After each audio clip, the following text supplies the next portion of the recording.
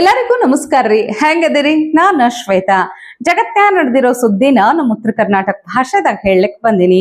ಮಸ್ತ್ ಚಾ ಕುಡ್ಕೋತ ಖಡಕ್ ಮಿರ್ಚಿ ಮಂಡಕ್ಕಿ ನೋಡ್ರಿ. ದಲಿತ ವಿರೋಧಿ ಕಾಂಗ್ರೆಸ್ ಸರ್ಕಾರ ದಲಿತರ ಮ್ಯಾಲ ಕಾಳಜಿನೇ ಇಲ್ಲ, ಸಾಮಾಜಿಕ ಬದ್ಧತೆ ಅಂತೂ ಮೊದಲೇ ಇಲ್ಲ ಹಿಂಗಂತ ನಾ ಹೇಳಕತ್ತಿಲ್ರಪ್ಪ. ವಿಧಾನ ಪರಿಷತ್ ಸದಸ್ಯರು, ಮಾಜಿ ಶಾಸಕರೆಲ್ಲ ಹೇಳಲಿಕತ್ತಾರ. ನೋಡ್ರಿ, ರಾಜ್ಯ ಸರ್ಕಾರ 56,500 ಸರ್ಕಾರಿ ಹುದ್ದೆಗಳನ್ನ ಭರ್ತಿ ಮಾಡ್ಲಿಕ್ಕೆ ಒಪ್ಕೊಂಡೈತಿ, ಆದೇಶ ಕೊಟ್ಟೈತಿ.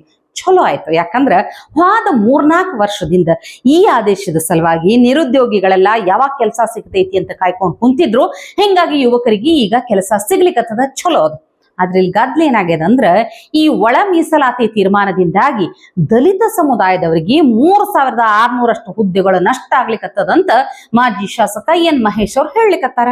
ಈ ತೀರ್ಮಾನದಿಂದ ನಮಗೆ ನಮ್ಮ ಸಮುದಾಯಗಳಿಗೆ ಆಗ್ತಕ್ಕಂಥ ಲಾಸ್ ಎಷ್ಟು ಗೊತ್ತಾ? ಈಗ 50,432 ಹುದ್ದೆಗಳನ್ನ ಫಿಲ್ಅಪ್ ಮಾಡ್ತೀವಿ ಅಂತ ಹೇಳಿದ್ದಾರೆ. ಫೈನ್, ಫಿಲ್ಅಪ್ ಮಾಡ್ಲಿ. ಆ ಕಾರಣಕ್ಕೋಸ್ಕರ ನಾವು ಸಾಫ್ಟ್ ಆಗಿ ಹ್ಯಾಂಡಲ್ ಮಾಡ್ತಾ ಇದೀವಿ. ನಿರುದ್ಯೋಗಿಗಳು 3-4 ವರ್ಷದಿಂದ ಕಾಯ್ಕೊಂಡು ಕೂತಿದ್ದಾರೆ, ಸ್ಮೂತ್ ಆಗಿ ರಿಕ್ರೂಟ್ಮೆಂಟ್ ಆಗ್ಲಿ ಅಂತ ಕಾಯ್ಕೊಂಡು ನಾವು ಸಾಫ್ಟ್ ಆಗಿದ್ದೀವಿ. ಈ 56,432 ಹುದ್ದೆಗಳನ್ನ 50% ಲಿಮಿಟ್ ಮಾಡಿದ್ರೆ, 15-3 ಲಿಮಿಟ್ ಮಾಡಿದ್ರೆ ನಮಗೆ ಲಾಸ್ ಎಷ್ಟು ಗೊತ್ತಾ ಸರ್? 3,600 ಹುದ್ದೆಗಳು ಲಾಸ್ ಆಗುತ್ತೆ. ಇದು ಸಾಮಾಜಿಕ ನ್ಯಾಯನ? ಇದು ದಲಿತರ ಮೇಲಿರೋ ಬದ್ಧತೆನಾ? ಹಾಗಾಗಿ ಕಾಂಗ್ರೆಸ್ ಸರ್ಕಾರ, ವಿಶೇಷವಾಗಿ ಸಿದ್ದರಾಮಯ್ಯ ನೇತೃತ್ವದ ಸರ್ಕಾರ ದಲಿತರಿಗೆ ಅನ್ಯಾಯ ಮಾಡಿದೆ, ಕಟ್ ನ್ಯಾಯ ಮಾಡಿದ್ದಾರೆ. ಇವತ್ತಲ್ಲ ನಾಳೆ ಇದು ಬ್ಲಾಸ್ಟ್ ಆಗುತ್ತೆ. ಇವ್ರೊಬ್ರೇ ಅಲ್ರಿ, ವಿಧಾನ ಪರಿಷತ್ ವಿಪಕ್ಷ ನಾಯಕ ಚಲವಾದಿ ಅವರು ಹೇಳಿಕತ್ತಾರ, ಸಿಎಂ ಸಿದ್ದರಾಮಯ್ಯನವ್ರಿಗೆ ದಲಿತರ ಮೇಲೆ ಕಾಳಜಿನೇ ಇಲ್ಲ. ಯಾಕಂದ್ರ ಈ ಒಳ ಮೀಸಲಾತಿ ಹಂಚಿಕೆ ಐತಲ್ಲ, ಇದು ಸರಿಯಾಗಿಲ್ಲ, ಇದು ಬಹಳ ಗದ್ದಲ ಗೊಂದಲ ಸೃಷ್ಟಿ ಮಾಡುದಂತೂ ಖರೆ ಅಂತ ಅವ್ರು ಹೇಳಿಕತ್ತಾರ. ಈ ಹುದ್ದೆಗಳನ್ನ ತುಂಬತಕ್ಕಂತ ಸಂದರ್ಭದಲ್ಲಿ ಒಳ ಮೀಸಲಾತಿ ಬಿಲ್ ಪಾಸ್ ಆಗದೆ, ಆಕ್ಟ್ ಆಗದೆ ಹೇಗೆ ತುಂಬಿಸ್ಲಿಕ್ಕೆ ಸಾಧ್ಯ? ಬಿಲ್ ಅನ್ನ ಮೂವ್ ಮಾಡಿದ್ದೀರಿ ಬೆಳಗಾವಿಯಲ್ಲಿ. ಆವತ್ತು ನಾನು ಕೇಳಿದೆ, ನೀವು ಧಾರವಾಡ ಯೂನಿವರ್ಸಿಟಿಯಲ್ಲಿ, ಇಲ್ಲಿ ಬಿಲ್ ಪಾಸ್ ಆಗಿಲ್ಲ ಇನ್ನು, ಧಾರವಾಡ ಯೂನಿವರ್ಸಿಟಿಯಲ್ಲಿ ಆಗಲೇ ನೀವು ನೋಟಿಫಿಕೇಶನ್ ಮಾಡಿಬಿಟ್ಟಿದ್ದೀರಿ ಹೇಗೆ ಅಂತ. ಅವ್ರಿಗೆ ಆಶ್ಚರ್ಯ ಆಯ್ತು. ಅಲ್ಲಾಗಿದ್ದು ಅನಾಹುತ, ಅದನ್ನ ಸರಿ ಮಾಡಿಬಿಡ್ತೇವೆ ಅಂತೇಳಿ ಮಾಡಿದ್ರಿ. ಎಲ್ಲಿ ಮಾಡಿದ್ರಿ? ಈಗ ನಿನ್ನೆ ಇನ್ನೊಂದು ತೀರ್ಮಾನಕ್ಕೆ ಬಂದಿದ್ದೀರಿ. 3 ಗುಂಪುಗಳಿಗೆ ಸಿಕ್ಕುವಷ್ಟು ಸ್ಥಾನಗಳು ಅನೌನ್ಸ್ ಆದ್ರೆ, ನೋಟಿಫಿಕೇಶನ್ ಆದ್ರೆ 3ಕ್ಕೂ ಕೊಡ್ತೇವೆ. ಇಲ್ಲ ಅಂದ್ರೆ ಅಲ್ಲಿ ಮೀಸಲಾತಿ ಇಲ್ಲ ಅಂದ್ರೆ ಜನರಲ್, ನೀವು ಮೆರಿಟ್ ಮೇಲೆ ಯಾರಾದ್ರೂ ಅಪ್ಲೈ ಮಾಡಬಹುದು, ತಗೋಬಹುದು. ನೀವು ಮೊದಲಿದ್ದೇನೋ ಈ ರೀತಿ ನೀವು ಹೇಳೋದಾದ್ರೆ how it will be called as internal reservation? ಹೇಗಾಗ್ಲಿಕ್ಕೆ ಸಾಧ್ಯ ಅದು? ಮತ್ತೆ ಅದೇ ಹಳೆತನವನ್ನೇ ಮಾಡೋದಾದ್ರೆ ಇದು ಒಳ ಮೀಸಲಾತಿ ಆಗೋದಿಲ್ಲ. ಅದು ಒಂದು ಕಡೆ ಇರಲಿ. ಈ ಗೊಂದಲ ಹೇಗೆ ನಿವಾರಣೆ ಮಾಡ್ತೀರಿ? 17%ಗೆ ಆಕ್ಟ್ ಪಾಸ್ ಮಾಡಿ, ಅದನ್ನ ಸೈಡ್ಗಿಟ್ಟು ಇದ್ರ ಬಗ್ಗೆ ಏನು ಪಾಸೇ ಆಗಿಲ್ಲ, ಬಿಲ್ಲೇ ಬಂದಿಲ್ಲ. 15 ಮೇಲೆ ನೀವು ಯಾವ ಆಧಾರದ ಮೇಲೆ ತೀರ್ಮಾನ ತಗೊಂಡಿದ್ದೀರಿ? ಇದಕ್ಕೆ ಆಧಾರ ಏನು? ಯಾವ ವರದಿಯ ಆಧಾರದ ಮೇಲೆ ಇದನ್ನ ನೀವು ತೀರ್ಮಾನ ಮಾಡಿದ್ರಿ? ಯಾರು ಕೊಟ್ಟಿದ್ದಾರೆ ಈ ವರದಿ? ಎಲ್ಲವೂ ಗೊಂದಲ. ಅಂದ್ರೆ ಇಂಥ ತೀರ್ಮಾನಗಳು ತಗೊಳ್ಳುವಾಗಲೂ ಕೂಡ ನಿಮ್ಮ ಇಷ್ಟಾಚಾರದಂತೆ ನೀವು ತಗೊಳ್ಳೋದು, ಅದು ಎಷ್ಟು ಕ್ರಮಬದ್ಧ? ಅದು ಮಾನ್ಯ ಸಿದ್ದರಾಮಯ್ಯನವರು ಮಾತಿಗೆ ನಾನು ಹೇಳಿದ್ರು, ನುಡಿದಂತೆ ನಡೆದಿದ್ದೇವೆ, ಬದ್ಧತೆ ಇದೆ ಅಂತ. ನಿಮಗೆ ನಿಜವಾಗ್ಲೂ ಹೇಳ್ತೇವೆ, ನಿಮಗೆ ಯಾವ ಬದ್ಧತೆಯೂ ಇಲ್ಲ. ನಿಮಗ ಅಧಿಕಾರ ಇರುವಂತ ಅಪಾಹಿ ಬದ್ಧತೆ ಬಿಟ್ರೆ ನಿಮಗೆ ಯಾವುದೂ ಇಲ್ಲ. ಯಾರು ಎಲ್ಲಾದ್ರೂ ಹಾಳಾಗೋಗ್ರಿ, ನಾನು ನೆಮ್ಮದಿಯಿಂದ ಅಧಿಕಾರದಲ್ಲಿ ಇದ್ದು ಬಿಟ್ರೆ ಸಾಕು. ಇದು ಇವರ ಬದ್ಧತೆ, ಕಾಂಗ್ರೆಸ್ನ ಬದ್ಧತೆ. ಆ ಕಾರಣದಿಂದಲೇ ಜನ ಈ ಕಾಂಗ್ರೆಸ್ ಅನ್ನ ತಿರಸ್ಕಾರ ಮಾಡ್ತಿದ್ದಾರೆ. ಒಳ ಮೀಸಲಾತಿ ಯಾವುದಕ್ಕಾಗಿ ಬರಬೇಕಾಗಿತ್ತು? ನೀವು ತೀರ್ಮಾನ ಮಾಡಿದ್ರಿ 5.2525 ಎಬಿಗೆ, ಸಿಗೆ 4.5 ಕೊಟ್ಟಿದ್ದೀರಿ. ಎಲ್ಲಿ ಊರ್ಜಿತ? ಯಾವುದರಲ್ಲಿ ಊರ್ಜಿತ ಆಗುತ್ತೆ? ಅದರಲ್ಲಿ SC STಗಳದ್ದು ಸೇರಿ 6% ಬ್ಯಾಕ್ಲಾಗ್ ಅಂತ ಬೇರೆ ಹೇಳ್ತೀವಿ. ಅದ್ಯಾವ ಘೋಷಣೆ? ಅದೆಲ್ಲಿ ಉಳಿತದೆ? ಯಾವ ಬ್ಯಾಕ್ಲಾಗ್ ಉಳಿತು? ಇರ್ತಕ್ಕಂಥ ಬ್ಯಾಕ್ಲಾಗ್ ತುಂಬಲಿಕ್ಕೆ ನಿಮಗೆ ಯೋಗ್ಯತೆ ಇಲ್ಲ. ಇದುವರೆಗೂ ಎಷ್ಟು ಬ್ಯಾಕ್ಲಾಗ್ ಹಿಂದಿನಿಂದ ಉಳಿದಿದೆಯೋ ಅದು ಇನ್ನೂ ಬಿದ್ದಿದೆ, ನೆನೆಗುದಿಗೆ ಬಿದ್ದಿದೆ, ಅದನ್ನೇ ಮಾಡ್ಲಿಕ್ಕಾಗಿಲ್ಲ. ಇಲ್ಲಿ ಯಾವ ರೀತಿ ಮಾಡ್ತೀರಿ? ಆಮೇಲೆ ನಿಮ್ಮ ಈ ಮೀಸಲಾತಿ ಇದನ್ನ ಮಾನಿಟರ್ ಮಾಡೋರು ಯಾರು? ಮಾನಿಟರ್ ಮಾಡ್ಲಿಕ್ಕೆ ಒಂದು ಸಂಸ್ಥೆ ಬೇಕಿದನ್ನ. ಯಾಕಂತಂದ್ರೆ ಇಟ್ಸ್ ಎ ಕನ್ಫ್ಯೂಷನ್.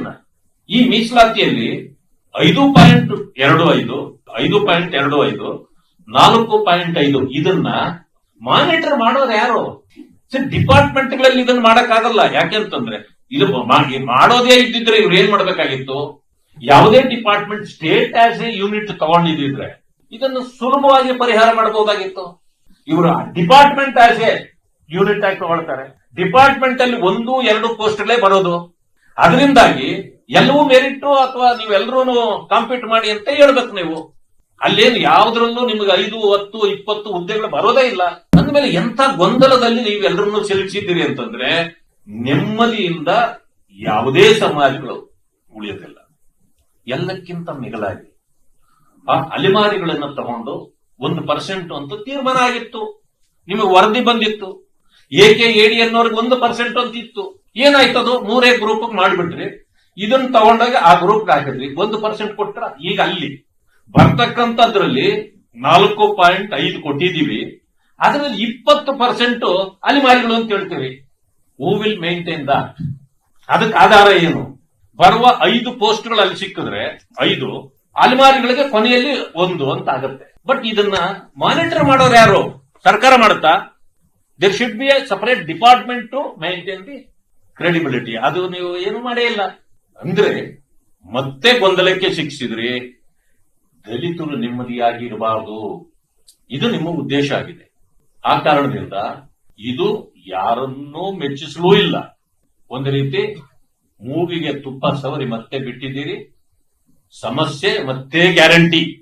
ನಿಮ್ಮ 6ನೇ ಗ್ಯಾರಂಟಿ, ಈ ಪರಿಶಿಷ್ಟ ಜಾತಿ ವರ್ಗಗಳು ಸದಾ ಇದೇ ರೀತಿಯ ಸಮಸ್ಯೆಗಳಲ್ಲಿ ಹೋರಾಟ ಮಾಡ್ಕೊಂಡೇ ಇರಬೇಕು. ಯಾಕಂದ್ರೆ ಅವ್ರು ಉದ್ಧಾರ ಆಗ್ಬಾರ್ದಲ್ಲ ನಿಮಗೆ. ಅವ್ರು ಉದ್ಧಾರ ಆಗ್ಬಿಟ್ರೆ, ಪ್ರಬುದ್ಧರಾಗ್ಬಿಟ್ರೆ ಕಾಂಗ್ರೆಸ್ ಪಕ್ಷದ ಕಚೇರಿ ಬಾಗ್ಲಾಕ್ಬೇಕಾಗುತ್ತಲ್ಲ, ನಿಮ್ಮ ಅಂಗಡಿ ವ್ಯಾಪಾರ ನಡೆಯಲ್ವಲ್ಲ. ಇನ್ನು ನಿಮಗೆಲ್ಲ ನೆನಪೈತಿ, ಹೋದ ಸಲ ಪರೀಕ್ಷೆ ಟೈಮ್ನಾಗ CET ಆಗಿರಬಹುದು, KPSC ಆಗಿರಬಹುದು, ಈ ಕಲಬುರ್ಗಿ ಬೀದರ್ ಕಡೆ ಎಲ್ಲ CET ಪರೀಕ್ಷೆ ಟೈಮಿಗೆ ಪಾಪ ಜನಿವಾರ ಹಾಕೊಂಡು ಬಂದಿದ್ದಕ್ಕೆ ನೋ ಎಂಟ್ರಿ, ಪರೀಕ್ಷೆಗೆ ಹಾಜರಾಗ್ಲಿಕ್ಕೆ ಅನುಮತಿನೇ ಕೊಟ್ಟಿರ್ಲಿಲ್ಲ. ಎಷ್ಟು ಗದ್ಲಿದ್ದಿತ್ತು ಹೇಳ್ರಿ. KPSC ಪರೀಕ್ಷೆ ನಡೆಯೋ ಟೈಮಿಂಗ್ನು ಹೆಣ್ಮಕ್ಳಿಗೆ ಎಷ್ಟು ಕಿರಿಕಿರಿ ಮಾಡಿದ್ರು, ತಾಳಿ ಸಹಿತ ತೆಗ್ಸಿದ್ರು ಅಂತ ನೆನಪೈತಿ ನಿಮಗ? ಈ ಸಲನು ಹಂಗೇರಪ್ಪ. ಬೆಂಗಳೂರಿನಾಗ CET ಪರೀಕ್ಷೆಗಂತ ಬಂದಿದ್ದು ಒಬ್ಬ ವಿದ್ಯಾರ್ಥಿಗೆ ಜನಿವಾರ ತೆಗೆಸ್ಬಿಟ್ಟಾರಂತ. ಅಲ್ಲ, ಒಂದು ಧರ್ಮಕ್ಕೆ, ಒಂದು ಜಾತಿ, ಒಂದು ತರ ನ್ಯಾಯ, ಮತ್ತೊಬ್ರಿಗೆ ಮತ್ತೊಂದ್ ತರ ನ್ಯಾಯ ಅಂದ್ರ ಸುಮ್ನೆ ಯಾಕಿರ್ತಾರ ಹೇಳ್ರಿ? ಪ್ರಶ್ನೆ ಮಾಡ್ತಾರಿಲ್ಲ ಹೇಳ್ರಿ. ತೆಗೆದ್ರು, ಸ್ಕ್ಯಾನ್ ಮಾಡಿದ್ರು, ಎಲ್ಲ ಚೆಕ್ ಮಾಡಿದ್ರು. ವಾಲೆ ಹಾಕಿದ್ದೆ, ಅದು ರೂಲ್ಸ್ ಪ್ರಕಾರ ತೆಗಿಬೇಕಿತ್ತು, ತೆಗೆಸಿದ್ರು. ನೆಕ್ಸ್ಟ್ ಹಿಂಗೆ ಯಾರೋ ಒಬ್ರು ಅಂಕಲ್ ಇದ್ರು ವೆರಿಫಿಕೇಶನ್ ಮಾಡೋರು, ಶರ್ಟ್ ಹಿಂಗೆ ತೆಗೆದು ನೋಡಿದ್ರು, ಎಲ್ಲರದ್ದು ಚೆಕ್ ಮಾಡ್ತಿದ್ರು. ಸೊ ಜನಿವಾರ ಹಾಕಿತ್ತು. ಆಮೇಲೆ ಅವ್ರು ಹೇಳಿದ್ರು ಜನಿವಾರ ಎಲ್ಲ ಅಲೋವಿಲ್ಲ ಅಂತ. ನಾನು ಹೇಳಿದೆ ಯಾಕೆ ಅಲೋವಿಲ್ಲ, ಇದೇನು ಥ್ರೆಡ್ಡು, ಏನು CC ಕ್ಯಾಮ್ರಾ ಎಲ್ಲ ಏನು ಇಟ್ಕೊಂಡು ಹೋಗೋಕ್ಕಾಗಲ್ಲ ಅಂತ ನಾನು ಹೇಳಿದೆ. ಸೊ ಅದು ಯಾವುದೋ ಮ್ಯಾಮ್ ಕೇಳಿದ್ರು, ಯಾರೋ ಇನ್ನೊಬ್ರು ಇದ್ರು, ಅದೆಲ್ಲ ಅಲೋವಿಲ್ಲ, ಏನಾದ್ರು ಮೆಟಲ್ ಏನಾರು ಹಾಕಿದ್ಯಾ ಏನಾರು ಅದಕ್ಕೆ ಜನಿವಾರಕ್ಕೆ ಅಂದರು. ಇಲ್ಲ ನಾನೇನು ಹಾಕಿಲ್ಲ, ಬೇಕಂದ್ರೆ ಚೆಕ್ ಮಾಡ್ಕೊಳ್ಳಿ ಅಂದರೆ ಇಲ್ಲ ಅಲೋವಿಲ್ಲ ಅಂತ ಇದ್ರು. ಆಮೇಲೆ ನಾನು ಸುಮ್ಮನೆ ಅದೇ, ಯಾಕಂದರೆ ಟೆನ್ಷನ್ ಇತ್ತು, ಸೀಟ್ ಬಿಡ್ತಾರಾ ಬಿಡಲ್ಲ ಅಂತ. ಸೊ ರೂಮ್ಗೆ ಹೋಗಿ ಕಳಿಸಿದ್ರು, ರೂಮ್ಗೆ ಹೋಗಿ ತೆಗೆದ್ಬಿಟ್ಟು ಬನ್ನಿ ಇಲ್ಲಾಂದ್ರೆ ಬಿಡಲ್ಲ ಅಂತ. ಸೊ ರೂಮ್ಗೆ ಹೋಗಿ ಚೇಂಜ್ ಮಾಡಿಕೊಂಡು ತೆಗೆದ್ಬಿಟ್ಟು ನಾನು ಬಂದೆ. ಫಸ್ಟ್ ಎಕ್ಸಾಮ್ ಫಿಸಿಕ್ಸ್ ಇತ್ತು, ಸೊ ಬರ್ದೆ ನಾನು ಫಿಸಿಕ್ಸ್ ಎಕ್ಸಾಮು. ನೋಡ್ರಿ, ರಾಜ್ಯದಾಗಿನ ಈ ಎಲ್ಲಾ ಸಮಸ್ಯೆಗಳ ಬಗ್ಗೆ ಕೇಳಬೇಕು, ಪರಿಹಾರ ಕೇಳಬೇಕು ಅಂತಂದ್ರ ಗೃಹ ಮಂತ್ರಿಗಳನ್ನ ಕೇಳಬೇಕು. ಹಂಗಂತ ಹೇಳಿ ನೀವು ಸೀದಾ ಹೋಗಿ ಹೋಮ್ ಮಿನಿಸ್ಟರ್ ಕ್ಯಾಬಿನ್ಗೆ ಹೋಗಿ ಹುಡುಕಾಡ್ಲಿಕ್ಕತ್ರಿ ಅಂತ ತಿಳ್ಕೊರ್ ನೀವು, ಅವ್ರಲ್ಲಿ ಸಿಗುದಿಲ್ಲ. ಪರಮೇಶ್ವರ್ ಸಾಹೇಬ್ರಿಗೆ ಏನಾರ ಕೇಳಬೇಕು ಅಂತಂದ್ರ ಸೀದಾ ಕ್ರಿಕೆಟ್ ಸ್ಟೇಡಿಯಂಗೆ ಹೋಗ್ಬೇಕು. ಬಹಳ ಇಂಟ್ರೆಸ್ಟ್ ಇಂದ ಮ್ಯಾಚ್ ನೋಡ್ತಿರ್ತಾರ, ಕ್ರಿಕೆಟ್ ಮ್ಯಾಚ್. ಹಂಗಂತ ನಾ ಹೇಳಿನಂತ ಹೇಳಿ ಸೀದಾ ಅಲ್ಲಿ ಹೋಗಿ ಡಿಸ್ಟರ್ಬ್ ಮಾಡ್ಲಿಕ್ಕೆ ಹೋಗ್ಬೇಡ್ರಿ. ಮತ್ತ